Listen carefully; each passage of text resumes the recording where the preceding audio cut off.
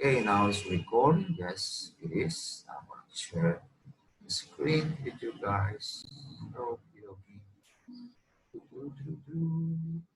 Oh, here is the PowerPoint.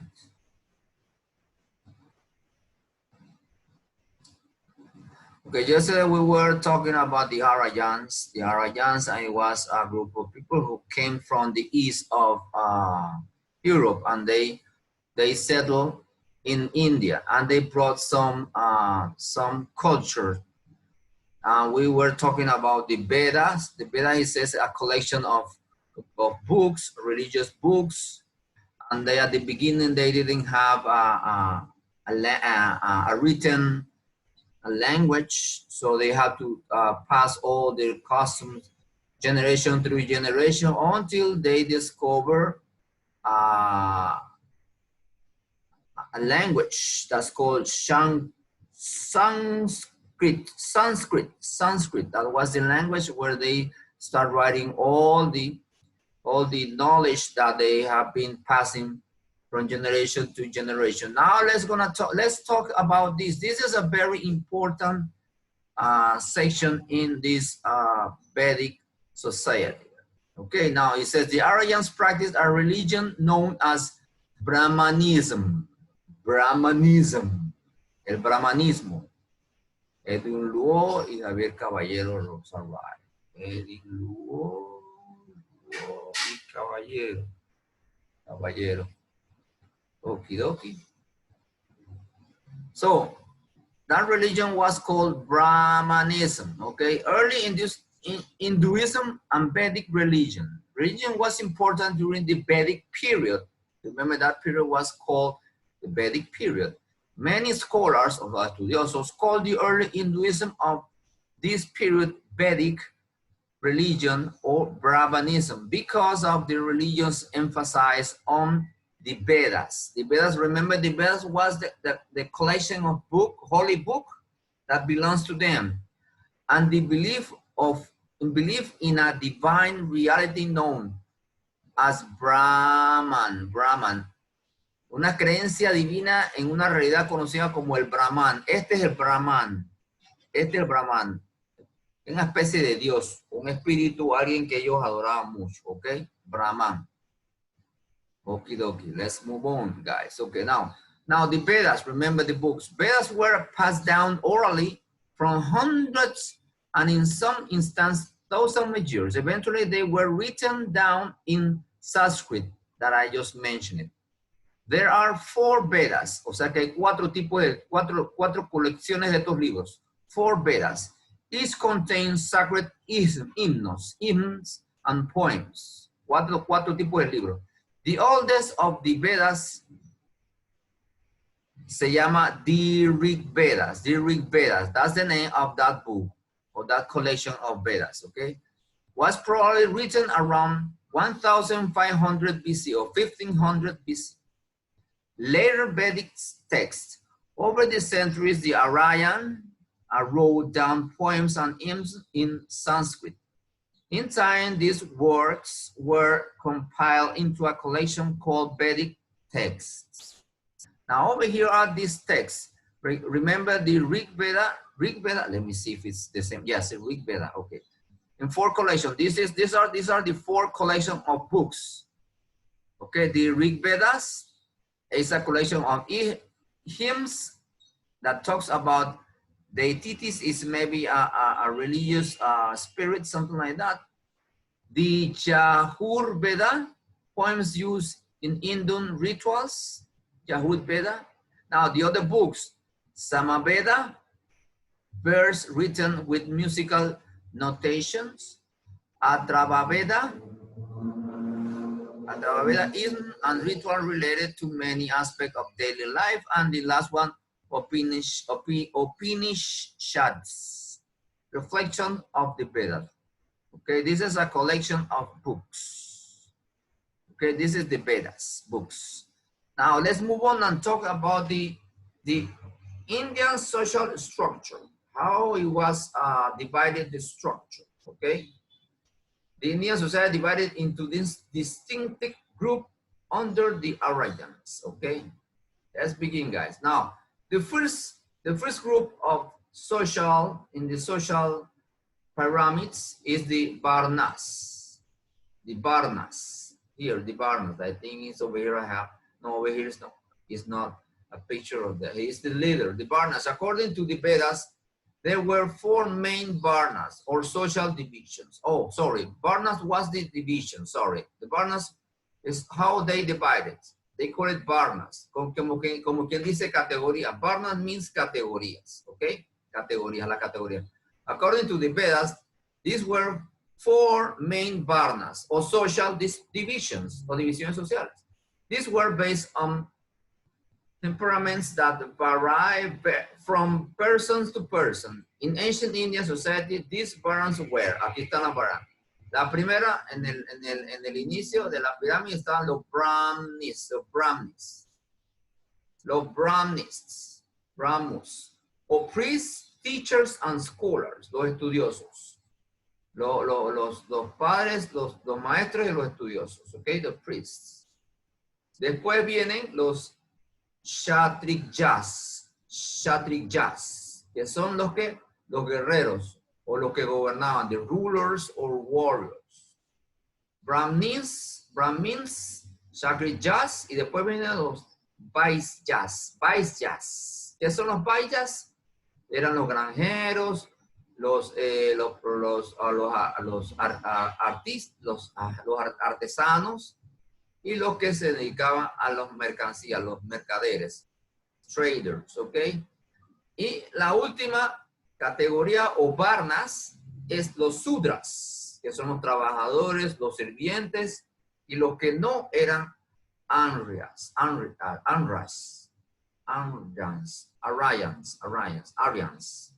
¿ok?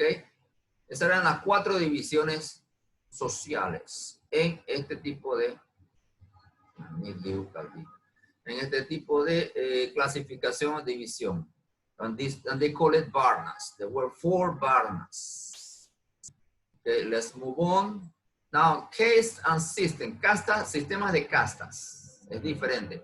Now, as time passed, Indian social order became more complex. Se puso un poquito más complejo las divisiones de las castas o divisiones sociales.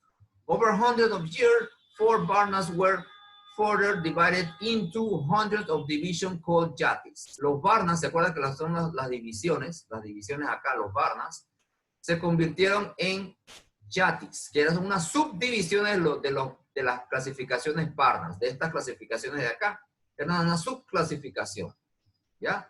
Hundreds of subdivisions called jatis. In time, however, some communities developed rules under which people were born into particular jatis. Over many centuries, the caste system divided Indian society into groups based on person's birth, wealth, and occupation. La dividían de acuerdo a su nacimiento, su riqueza y su ocupación. In general, the caste to which a person belonged determined his or his place in society. Now over here are the same, basically the same, and they added a new one that it was the Dalits. Okay, now the caste system spread to incorporate members of other religions besides Hinduism. Many Christians and Muslims in India today, for example, belong to castes. By about 500 DC, a group emerged with lived outside the castle. These were called the untouchable. Aquí vienen los intocables. O later los Dalits. Los Dalits, se llamaban los Dalits. Los untouchables eran los Dalits. ¿Y quién eran ellos? They could hold only certain jobs. Ellos podían hacer solamente ciertos trabajos. Jobs which were offered unpleasant, las cuales no eran placenteros. Aquí hay los que limpiaban las calles, los que recogían la basura, eso eran los que estaban debajo de los sudras. ¿Se acuerdan los sudras? Que los trabajadores manuales, los artesanos, los administradores y después los estudiosos y académicos, los priests, los sacerdotes. ¿Ya? Entonces, el último en la sociedad están los Dalits, porque también se le llaman los intocables o los untouchables, que son los que se dedicaban en ciertos trabajos que era la limpieza de las calles, recoger basura y cosas así. Casi era la división social en aquel entonces. Caste norms. See, okay, this is the last one. Role of women. Now, role of women. According to the ancient writings, women in Vedic India were honored members of society. Eran unos miembros honorarios en la sociedad. Se les respetaba mucho. Okay, house who had give birth were especially honored because motherhood was considered sacred. O sea, el ser madre era un honor. ¿Por qué? Porque traía a la vida un nuevo ser. Legally, women had most of the same right as men. They could own properties and receive an education. They could also perform in religious ceremonies. Over time, however, laws were passed to limit these rights. Okay, guys? Now let's watch the last video that talks and try to summarize these castes or system, social systems in this society. Okay, let's watch.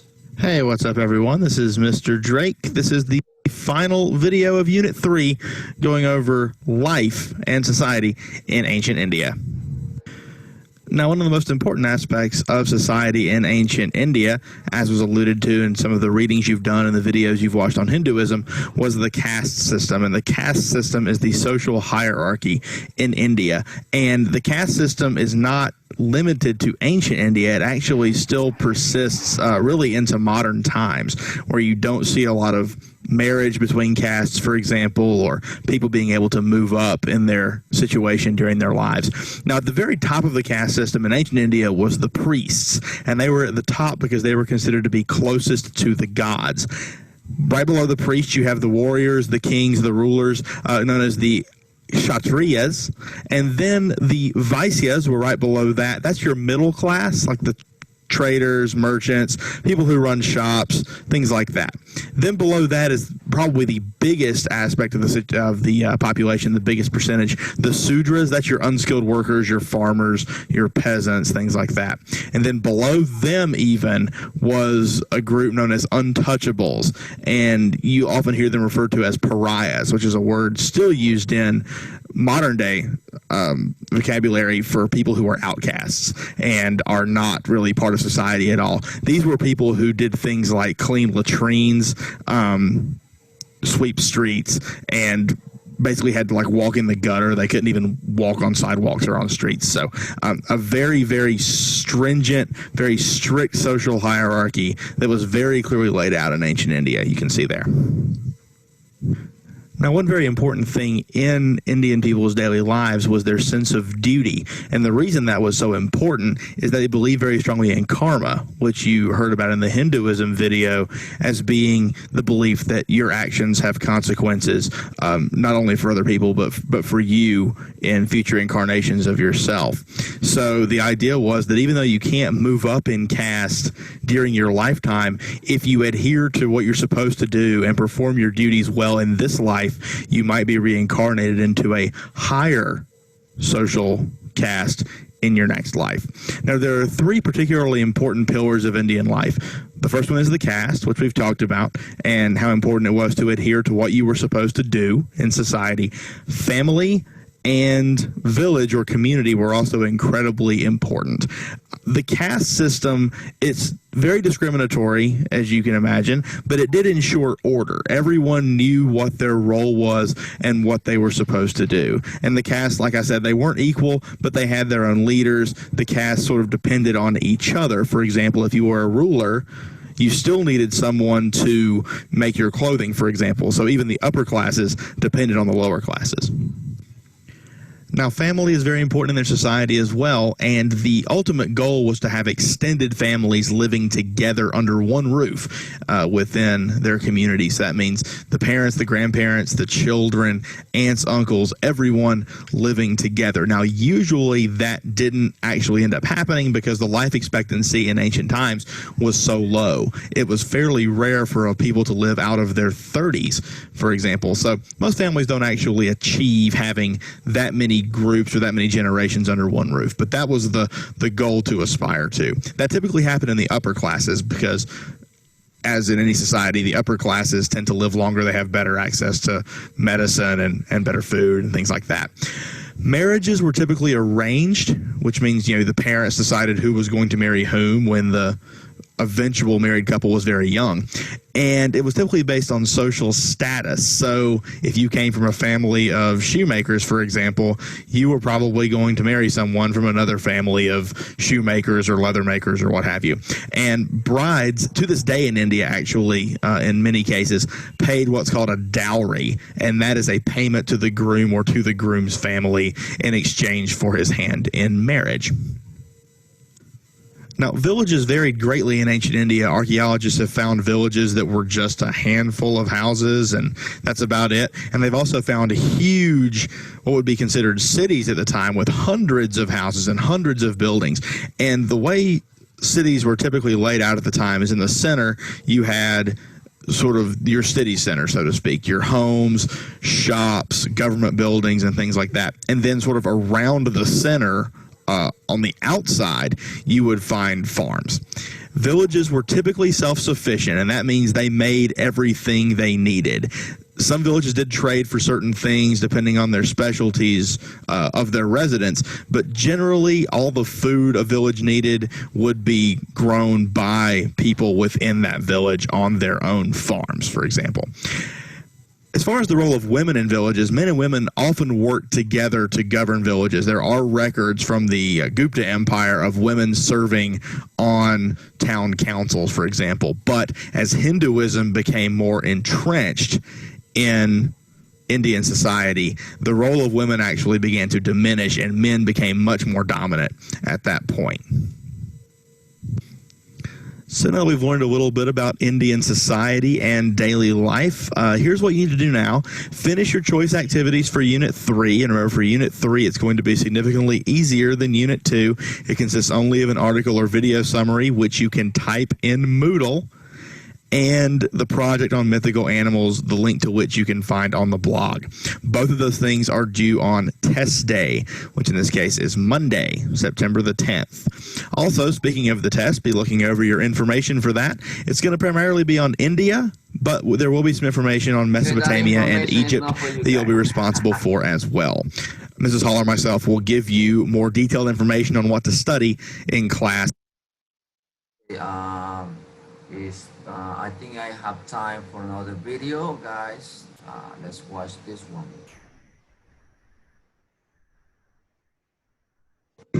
All right, welcome back to the next webcast. I know it's been a while since we've had one. I do apologize for any noises you hear in the background. I'm on my hall duty, kind of down by the cafeteria, so you might hear some music in the background, people walking by and this sort of thing, but not a big deal.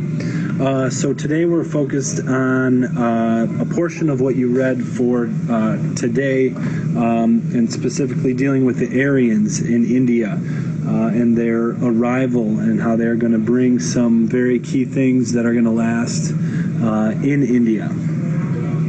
So the last time we were in India, we talked about the Indus River Valley civilization, which probably ended around 1750, and then the Aryans are going to arrive shortly after that, probably around 1500 BC. Okay, so a little hint as to what these people were like, certainly very warlike.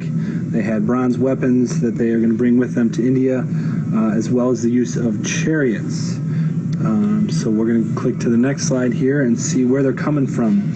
So this is another group called the Indo-European peoples that came from northwest of India. So they came between the Caspian and Aral Seas and settled down in the Ganges floodplain, so right in this region here. And one of the things about them too is that there's no writing from the Aryans. So 1750 is when the Indus River Valley fell, and there's no writing between then and 300 BC when the Mauryans finally established their empire. There's also no archaeological record of them. So how do we know about them, we ask?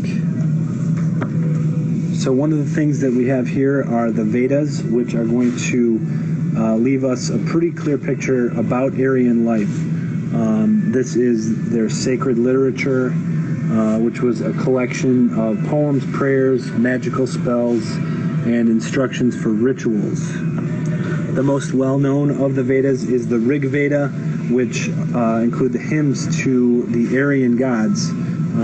Over 1,000 hymns were in this, but it is passed on orally, so it is spoken. That's what you see going on here in the picture on the right. Probably the most significant thing that the Aryans left behind was the caste system, which certainly will continue on as Hinduism develops in India, as they are going to embrace this. So you can see that with this caste system, you have at the very top, or the top three categories in this case are the Aryans. They make up the priests, the warriors, peasants, traders, merchants, farmers, craftspeople, and then you have all the non-Aryan laborers or craftspeople on the bottom. Okay, so the non-Aryans are going to make up they're made up of Indians, really, and they do have darker skin, and the term for them is dasas, which eventually becomes the word for slave. So clearly you can see that Indians are not treated too well by the Aryans, and the Aryans make this caste system a very rigid system, one in which you are unable to move up or down in your lifetime. As far as things developing in India, once the Aryans arrive, these kingdoms are established. They start spreading throughout India, and again, this being a very warlike people, they start out with chiefs. They're elected by tribes, and then they start to become kingdoms. Fought and struggled with each other is in the great epic, the Mahabharata. In this, it explains how the Aryans and non-Aryans began to blend together as a culture. Certainly some references are also made to Hinduism and their religion, as this is going to start to develop over time. One of the semi-divine heroes of the Mahabharata is this guy right here, and his name is Krishna. He's seen again right here as well, and this becomes part of Hindu tradition in that they would understand the Mahabharata, but we will get more into Hinduism as we move further along in India, and then also get into the development of Buddhism. All right, so I told you it'd be quick. Okay, let's stop right here, guys. We don't have enough time, so with this video we conclude the section about the Vedic society, guys. Remember, you need to complete the assessments. This is the last lesson we are going to include in the group of document that you need to send it to me starting next week. Okay, remember I create a folder where you have to load up, like we did during the previous trimester, where you send all the evidence. Now you have to do the same thing. You have to send me all the evidence, all the vocabularies, and all the assessment that we have been studying through this trimester, guys. Okay. If you have any doubt, please send me an email trying to ask me the question, where is your trouble, and how can I help you out? Because I think it's very easy. You only need to send me all the evidence, all the vocabularies, and all the assessment that you did in these chapters. Okay, guys? So, you have any question? It's 10:45 already? No questions? Yes. Isabel says yes. And now she says no. Okay. Okay. In case you have any question, they just, send me an email or something like that, and then I will help you out. Okay, guys? Okay. See you next week. Have a nice week, guys. See you. Take care. Behave yourself. Bye-bye.